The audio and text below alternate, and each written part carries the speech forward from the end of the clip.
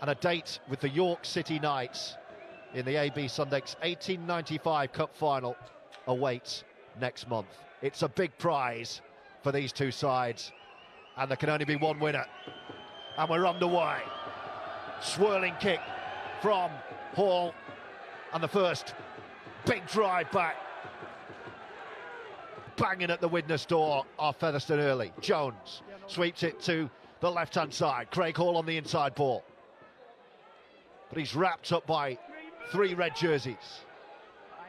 Jones has a look over his right shoulder, but he goes left. And they're running it this time, and Day towards the line. It's Day over! Has he got it down? Yes, he has!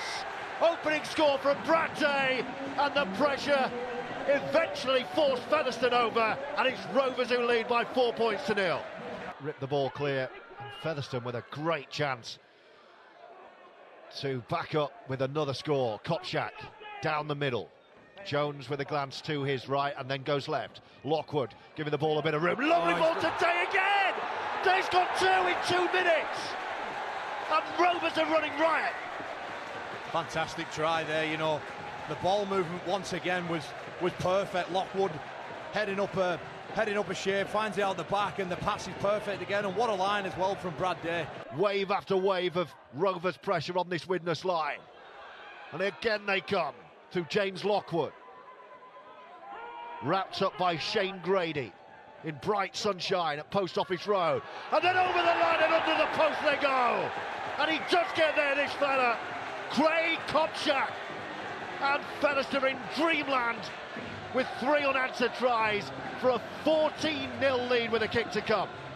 Great play there, and you know, Brad Day was just thinking about his carry, and obviously Lawton's called it and just stripped it out one-on-one, and could be a huge play for that in the context of this game as Paul Clough takes it forward now. Another former St Helens man.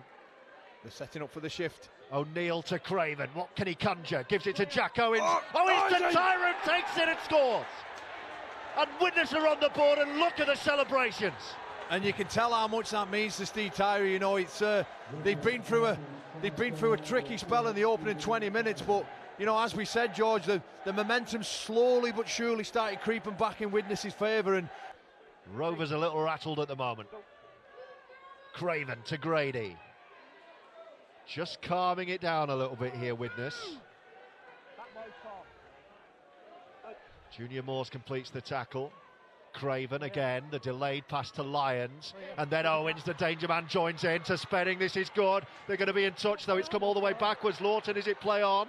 The big fella's still going. He'll score! Has he got there, Lawton? I think he has. What a score for Widnes out of absolutely nothing.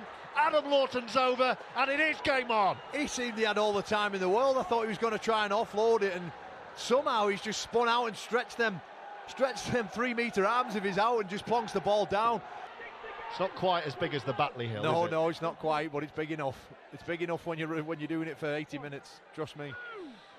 Yeah, a few of the big boys will be rolling down the hill, I think, second half. Looks like it's going to be 16-12. Oh, it could be more. Featherstone have got numbers left, numbers right. New Brown to pick out the best option, and they're going to strike right on half-time. Frankie Holton off the break by New Brown, and how big a moment could that be for Featherstone Rovers on the half-time hooter?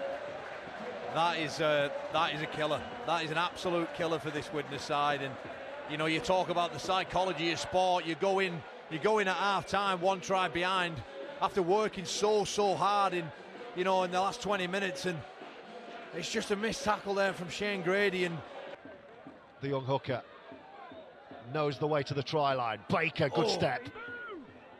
Parata got him around the shoulder. It's play on. They've got numbers in the line. It's the big fella Lawton again, and he's over again. You don't stop Lawton from there, and his second of the game breathes new life into the Vikings. And is that game back on? It sure is for me, George. You know, Adam Lawton again, once again, just showing he's too big, too strong near the line. Hits a great line, and you know, just carries 2 or 3 bodies over with. You know, it still would make a try and a conversion. Yeah, it would still be a 1-score game, but you know, every time they seem to get a foothold in the game, they just sort of let it slip away somehow. Craig Hall And he has, through the post to give Featherstone a 6-point lead with 18 minutes to go. This is it. Featherstone Rovers poised to end that long wait. The hooter sounds, and Widnes sink to their knees in despair. Down and out, devastated and defeated. It's fantastic Featherstone's day, all right. And a long, long wait for a Rovers return to Wembley is over. 38 years after their last appearance at Sport's spiritual home, Featherstone are heading back to Wembley. They will play York in the 1895 Cup final, and listen to what it means